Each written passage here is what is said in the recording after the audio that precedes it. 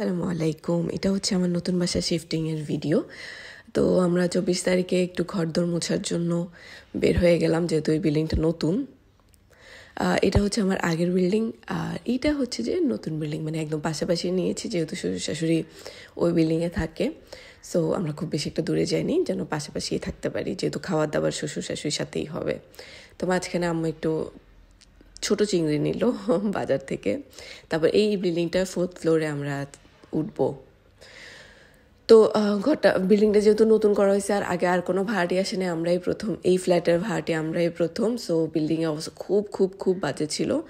এটাকে ধোয়া মোছা করতে আম্মুর আর আমাদের একটা আন্টি আসছিল, মানে শাহিরের আন্টি, ওনার কোমর ভেঙে গেছে। মানে ঘরের কি অবস্থাতে দেখতেই পাইতেছেন, ধুলা বালি কাদা, খুব খুব বাজে অবস্থা। এটাকে এখন পর্যন্ত আজকে 5-6 দিন যে ঘর মুছতেছে, স্টিল মনে হচ্ছে যে ঘরের মধ্যে থেকে আপনার সিমেন্ট বের হচ্ছে, খালি বালি বালি লাগে, মানে এত বাজে অবস্থা।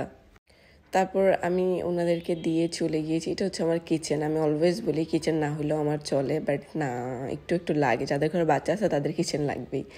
সো এই রুমটা বেসিক্যালি শাহিরের জন্য রাখলাম আমরা, ওর খেলনা টেলনার জন্য একটা রুম। ও বাসা চেঞ্জ করার মেন রিজন কিন্তু শাহিরি ছিল, আর এটাতে আমরা থাকবো চিন্তা করছি। এটার অবস্থাও খুব খারাপ, অ্যাজ আপনারা দেখতেছেন যে খুব বাজে অবস্থা, বাট ঘরটা অনেক সুন্দর।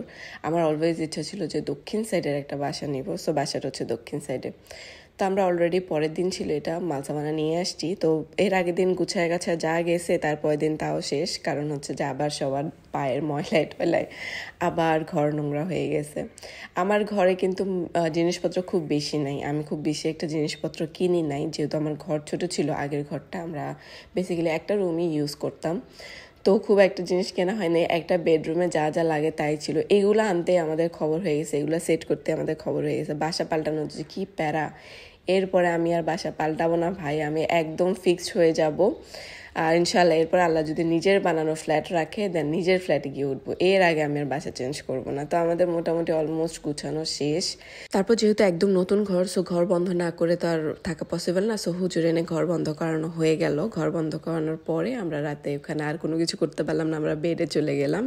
এটা হচ্ছে আমাদের ফার্স্ট ডে আমাদের বাসায়। তো তোমার নতুন ঘরে আজকে প্রথম দিন ঘুমায় তোমার কেমন লাগতেছে? এখনো ঘুমাই নাই, ঘুমাবো। দিনে তো ঘুমাইছো?